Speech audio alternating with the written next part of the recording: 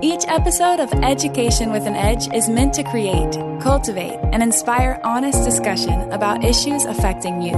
Hosted by author, artist, educator, advocate, and speaker, Jaquel Lane.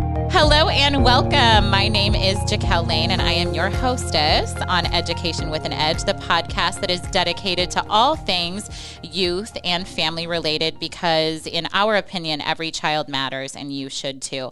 I am so very honored and delighted to have with me today Autumn Benson. Autumn is a survivor of domestic violence, and her personal experience has given her the passion to help educate what healthy teen and young adult relationships look like and to spare others from encountering intimate partner violence, which is so very important right now. She has connected with the Jamie Kimmel Foundation for Courage in Charlotte, North Carolina, and has been given the excellent opportunity to do so much work with them. Their Teens for Courage initiative is one that she has taken a passionate interest in. This initiative has been implemented to engage and teach youth about the warning signs of intimate partner violence. Autumn is locally involved with the Women's Center for Advancement as a volunteer and a speaker bureau member, as well as the fundraising chair for Survivors Rising. Her overall mission is to help advocate, educate, and raise awareness, as well as change legislation in the state of Nebraska regarding partner violence. And we are so very honored and excited to have you here, Autumn, with us today. So since this podcast is tailored towards youth, could you tell us a little bit about yourself and how you grew up, a little bit about your background? Absolutely. Well, thank you for that beautiful introduction. That was amazing. I'm from Crete, Nebraska. So I'm from a small town, and my dad was an educator, and he taught at my local high school, and then taught me in high school as well. I did sports and basketball and track and swimming, and just kind of grew up the normal Midwestern life. So, yeah. I love that. And we have to give a shout out to your dad because we love teachers here at Education with an Edge. They're seriously our heroes. So thank you. And such a testament to the young lady that you became. Thank you. Even bigger plot twist. My grandmother and her father, I'm just full of educators. So it's something I'm incredibly passionate about too. And I mean, nobody would be where they are today without education. So absolutely. Yeah. Well, thank you to all of them. So speaking about education and maybe people that have impacted you in your life and throughout your path, can you remember a mentor in your life and how they affected you in a positive way? Absolutely. So I kind of feel, I do feel super blessed and lucky because I've had a few along the way.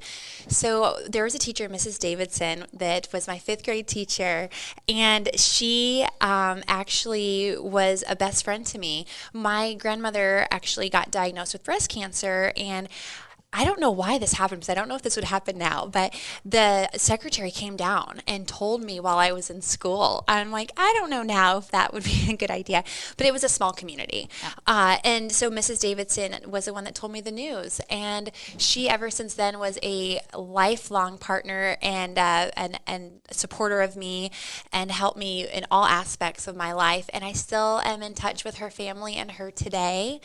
And then my dad is just my biggest hero, and supports me in all I do, but also tells me, hey, Autumn, maybe we need to look at another direction, and is just the voice of reason for me.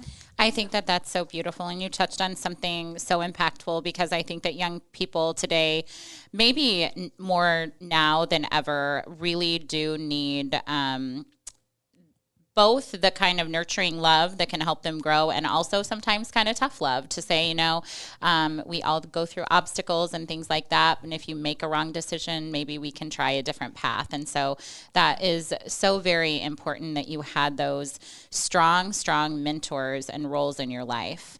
If you had one piece of advice to give a young person today that you wish that you had received when you were younger, what would it be and why? It sounds so simple, but try your absolute hardest not to care what other people think. I struggle with that even as an adult.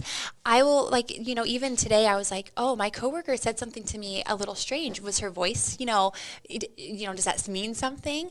And I love my coworkers. They're amazing. But I just think that if you could try not to let others affect you and not dim your light and just go on with your way and be a good person, genuine person to yourself, you're good, girl. You're a good guy. I love that. I love yeah. that. But and I love the way that you put that, because so oftentimes we turn it intrinsically, towards ourselves, that there's something wrong with us. And sometimes it's like the other person's not even paying attention or whatever. And I see that with young people so often, and in adults too, that someone will let it ruin their entire day. I know that I've been guilty of that as well. And then come to find out later, it has nothing to do with anything that happened or anything that was wrong with you at all.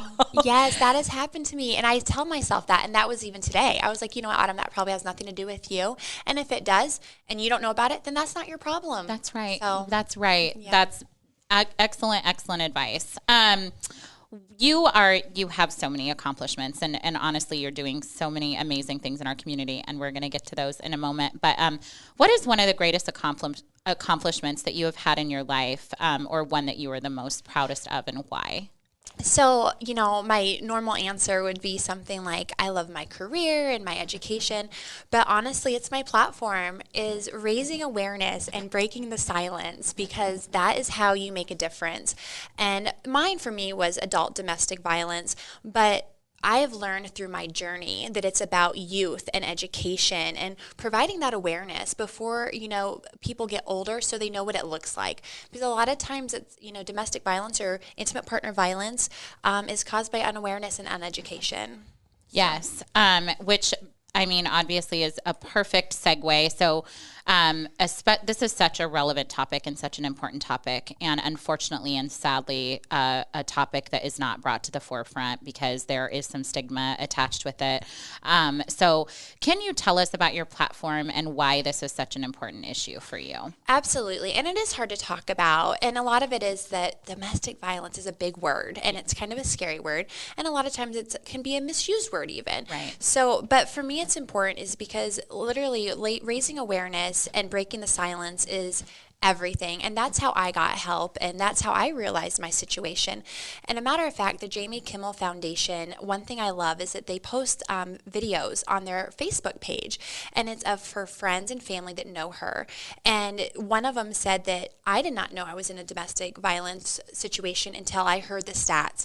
Because if you're not, severely injured, or it's kind of a hard thing to say because you don't want to quantify it, but you might not realize you're in a bad situation. So what's so important to me is raising awareness, breaking the silence, and letting individuals know what it looks like and that it's okay to get help, because it's very scary to get help. So it is. And I think that you said something so important, that it starts off and sometimes maybe people are not even aware. And I'm thinking, I know that you speak so much to young women and to young girls about this. And so, and even me being a sixth grade teacher, it's like they're getting into their first crushes, and it's like they're so young, and so it's just so frightening. But it can start off with small controlling habits or emotional abuse even, and then it turns into something really scary. And so it's phenomenal that you and the organization are raising so much awareness, because people just don't know what to look for sometimes. Yeah, no, that's exactly true. And it could start with one thing I like to say, and you touched on it, is the stigma of the domestic violence. Is what we like to do in the Jimmy Kimmel Foundation is teach healthy relationships. So instead of saying that big word, we teach healthy relationships and what that looks like. And then that way, especially if your audience is a younger crowd, you can really adapt to that a little bit better and work with it and navigate it through all ages, Through all ages and all stages, yes. right? Ages and stages. Right, yes. Because we're even kind of grappling with that, I think, in the educational realm right now, of like, what is, appropriate and inappropriate for, especially, unfortunately, during COVID, it's like, don't touch anyone. You don't get to touch, yes. But like, you just see, normal play habits of young men and women, if we teach them at an early age what is acceptable and what is unacceptable, then even if they're not finding that in their homes, it can be really, really helpful. And so. Yeah, I was just going to say, and like kind of one thing that very simplifies it to me is like, especially when you get to be that, a little bit older, 13, 14, 15, 16, is a push or a, something small. It can be a big eye-opening experience, and we need to really be relevant to that. So I was actually talking to, and this is just like a segue, but I was thinking back to my own experiences, and then I have I had a situation in my classroom where it was like they were play fighting, but it's kind of that flirting. Yep. I'm going to hit you. You're going to hit me back, the kind of a thing. And then I actually talked to a really good friend of mine, and I know that it's less common in males, but he, remembered a time when he was on a date with a girl and she kept hitting him like over and over. And he's like, I kind of thought it was funny. And then I was kind of like, no, but really like stop. Like it's just that inappropriate interaction where it's like, I'm not going to make too much of this, but it's kind of like a red flag. Absolutely. So, but, even though we're kind of laughing about it, it's boundaries, isn't it? Yes. So it's just what you're comfortable with. And kind of my overall dream is like someday I would love to think that my education and awareness at a young age could alleviate or get rid of domestic violence. Because then if somebody's doing something to me or an individual, they can say, hey, you know what? This is not okay. And I'm going to not be involved with this. Absolutely. So, and no doubt that you, even by appearing on this podcast, will change a ton of lives and will raise more awareness for young men and women who are in those situations. So what are some of your goals for this upcoming year? And this can be anything. I know that you have a phenomenal career. You are a real estate agent, and I'd love for you to talk to our audience a little bit about that. But what are some of your big goals for 20? We are in 2021. What year? What year is it? I know. So first and foremost, the Courage Club is something that is in North Carolina, and they actually are establishing one overseas, which is super exciting. But I would love to get involved with establishing that in Omaha. And the cool thing is they actually give $500 seed money. So let's say a group of young individuals wants to start a club. So they have the youth who's excited to do it. They have a platform, tools, all the stuff they need, and they give you $500 to school or church or whatever organization it might be, $500 to get started. No strings attached, just promote the cause and raise awareness. So one of my goals is to get that going and get that off the ground, which is a big goal, but I want to happen. And then on my other platform is just helping change some legislation laws that are happening in Nebraska. One thing that rings true to my heart right now are domestic violence law where for restraining orders is actually only 1 year. And we're advocating to change that to be more than 1 year. South Dakota is 5 years. And Colorado is it's forever. And so that's our first tool that we have to combat domestic violence as an adult is to get that restraining order. So absolutely. You and you've been doing so much work with, I think the thing that I respect and I love so much about you is that you are actually doing it. You're advocating. You're out there. You're doing things at the local and the state, and then the national level. And so, just to have that information, I think sometimes when people go to vote or go to cast your vote, and we're so very fortunate in the United States, that's such a gift that we're given, but we don't always stop and think about how are these representatives going to help these causes like this, because something as severe as a restraining order that could potentially protect someone and their children or that's a huge That's a huge deal. It is a huge deal. And every day I actually talk with one of my organizations, Survivors Rising, and we do Zoom calls constantly. So it is something that we are constantly working towards to change. And actually it's huge. The actual Domestic Violence Act that first got implemented is being revised this year. So there's a lot of things happening. What a victory that will be. We have, obviously we have a lot of different individuals that tune into our podcast, but youth tune in as well. And so I always like to talk about people's careers and how you came to your career, because I think that young people sometimes get really stressed out. I know that that's one of the biggest things, and that I was just really interested in because I wasn't sure. I like to do a myriad of things. I like to do all kinds of different things. And so how did you arrive at your career, and tell us some things that you like the most about it? And Yeah, so actually, it's always something I wanted to do. I started obsessed with HGTV and all things housing, and I would go on the parade homes with my family when I was young. But I actually started out in college as a leasing agent at Oakbrook Park Apartments here in Omaha, and it just took off from there. And then I took a break. I became a flight attendant, which is also a fun career, folks. So if you're ever looking, I called it my little post-college job that I did for fun.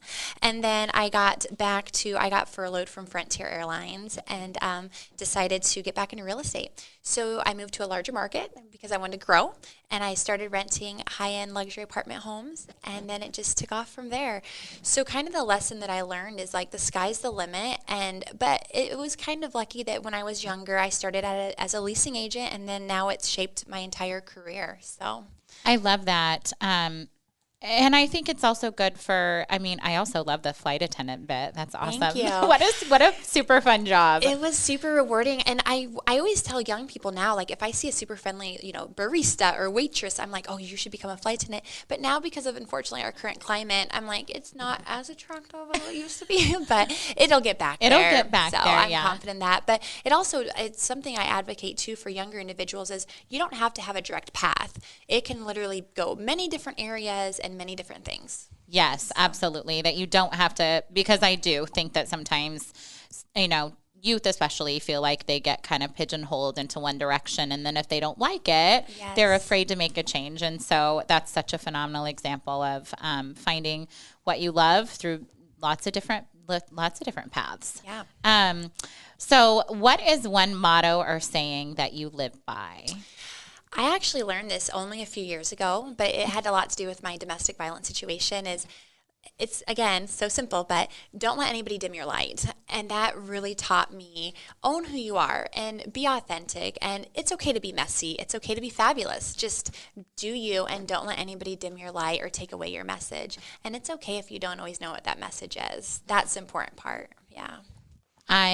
I could not agree more. And we are, as I said, you're just, I just was so very fortunate to have met you. And this is a woman with a purpose and a passion and a plan. And you're someone within our community that's just going to do so many amazing things. And you already have. Thank you. Just a sweetheart to boot. And so we always like to just support amazing people and an amazing woman in this case that is just really working to make her community and the lives of women and men everywhere better. And we know that, with domestic violence, that affects children substantially. And so the number of families that you will save and change is just so wonderful and very near and dear to our heart here at Education with an Edge. So I know that people are going to watch this.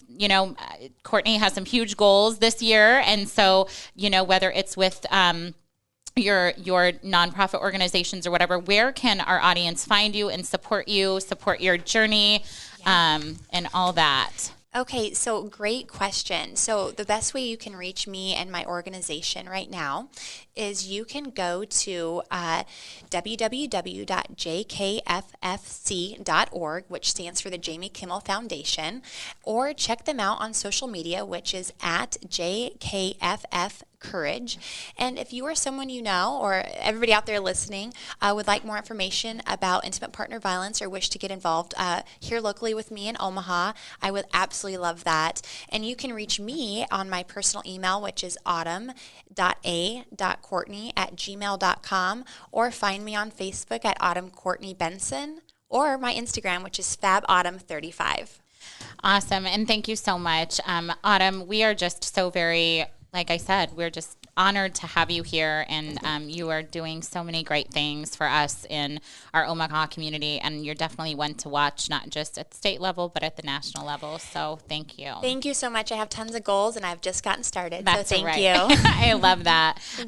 Once again, this is Jaquel Lane, and I am your hostess with the mostest of Education with an Edge, and we just want to say, in the best way that Autumn said, don't let anybody dim your light. So keep shining. We need you. This world needs you. Once again, if you are someone that is suffering, please do reach out. There's some great resources here in Omaha, the Boys Town Suicide Hotline, and we've got a great partnership with them. So we do want to get you the help and the resources that you need. But until next time, we'll see you later.